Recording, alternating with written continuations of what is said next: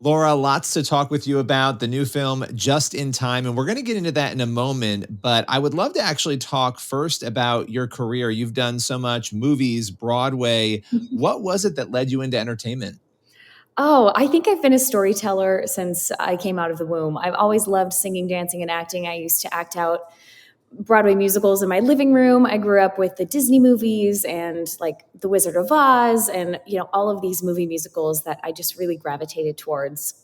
And I think my parents saw that I had kind of a natural knack and a gift and a passion for that and very much encouraged me in that direction. I feel so grateful for that because I think the entertainment industry is always something scary for parents to affirm in Yes. Oh, children. yeah.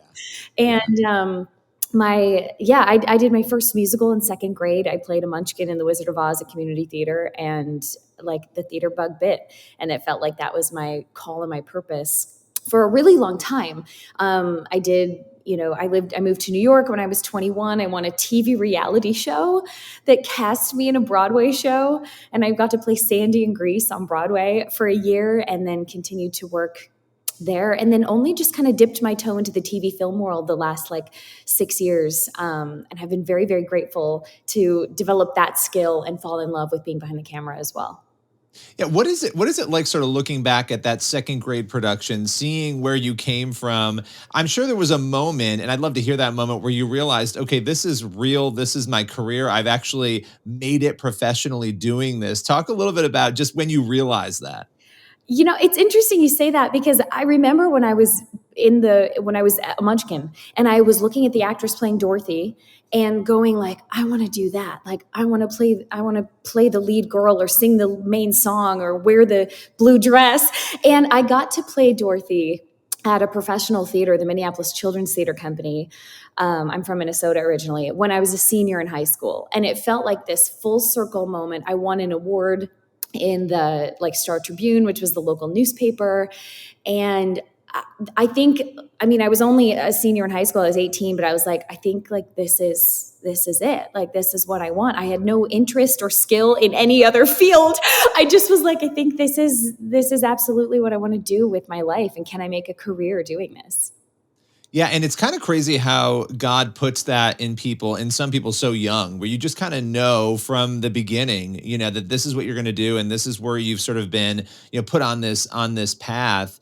Talk a little bit about that, just your faith. Did you always have faith? Was it something that developed over time? I'd love to hear that journey. Yeah, thanks for asking. I grew up in a Christian home. My parents got divorced when I was 2, but they live very close to each other still, and both were believers. And I remember my dad introducing me to the Lord on the couch when I was like 4 years old, and I asked the Lord into my heart. And so it's always been a very, very important part of my life. But the entertainment world is a very like secular, worldly field. And I remember when I won that reality show, and my mom, I remember her saying like, "You're going to be a lamb amidst lions in New York City." And I had a lot of favor over my career there for a long time. I met my husband in Minnesota and we got married there and then moved to New York together. So at least I had him, and he's been an incredible rock and encourager and sounding board for me throughout my life and my career. And I think that gave my parents a little bit of ease, knowing that my husband was coming with, and he was going to help take care of me in New York. But God has shown up so many times in my career, doors that he's closed that I thought I wanted, or a lesson I had to learn when things didn't go my way. But his faithfulness and his provision in such a roller coaster of an industry has been something that has been such a foundation for me to know that I don't need to try to control everything, that I can trust God with this very uncertain career and to just use the gifts that he gave me to ultimately glorify him and try to be a light in others. Yeah, I mean, I would imagine that was challenging at moments because, as you were saying, I mean, entertainment, we all know entertainment is a tough industry to be in. A lot of the values are polar opposite to Christian values. And being 21, coming to New York, I mean, I live in New York. I know it's a tough place. When you came into that, how did you maintain that? I mean, I imagine there were ups and downs and struggles, keeping your values in line while having all those pressures of the industry around you. For sure. There were definitely some jobs I turned down early on that I just didn't feel were going to be God honoring, I think we had to get really good really fast at discerning. And honestly, and I was not perfect. I had to learn some lessons the hard way. There's definitely some jobs that I ended up taking because they seemed like the most convenient next step, and then while I was in them going like, I actually don't think this was God's best. I learned something here. Like, I need to give every opportunity to him. Just because a door opens doesn't mean that I'm supposed to walk through it. And I think as a kid I was like, oh, the door opened, like, let's go.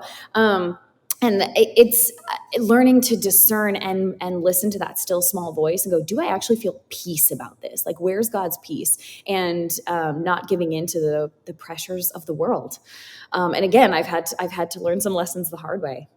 Yeah, I mean, not every open door is from God, and it becomes very easy. I mean, look, we can name celebrities. You look out there, people who seem to have everything, and a lot of doors have opened to them, and they've gone through them, but maybe they weren't the right doors for them. And you sort of see that in people's careers later on in their lives when maybe they don't go the right way or things, sort of fall off a cliff. And so, what you said, discernment is so important. And that kind of brings me to what you're doing now. And Just in Time, obviously, this film on Great American Family and Great American Pure Flix. What was it that led you into this? What attracted you to this particular role?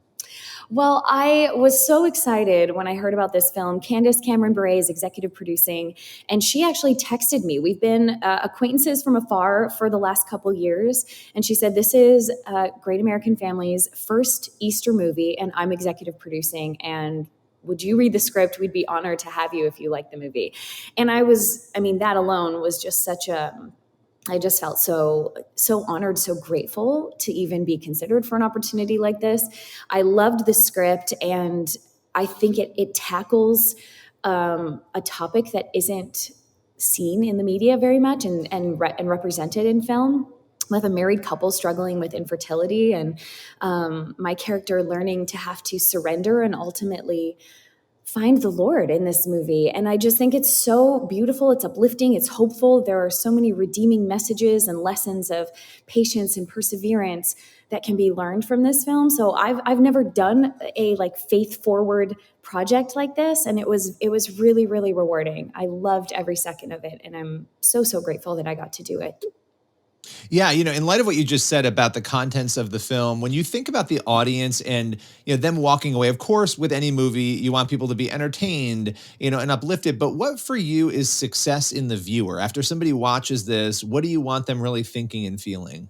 Well, the most fulfilling art is art you get to make that affects and impacts and challenges or inspires your audience, more so than just entertains. And there's a place for that, and that's lovely. But I do hope people are moved by this movie, and it maybe challenges them to examine their own marriage or their own relationships or their own need for control in their life.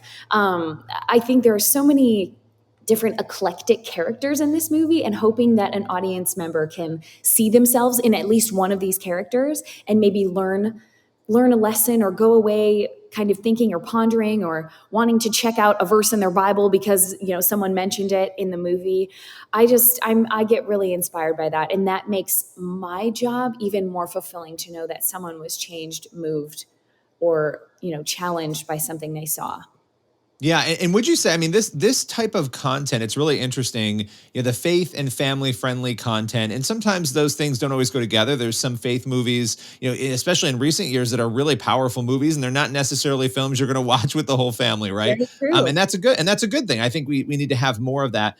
But are these the kinds of films and projects that you're attracted to now? Is this what you would say where you really want to focus your attention? I did move to Nashville, Tennessee a couple years ago, and I'm very much open for if there's a script with a redeeming message. I do like to do projects that bring light into the world. They don't necessarily have to be faith-based projects, but I think I am in a season where I'm like, I want to make a difference, and I want to spread light, and being a part of projects that have some sort of redeeming message in them.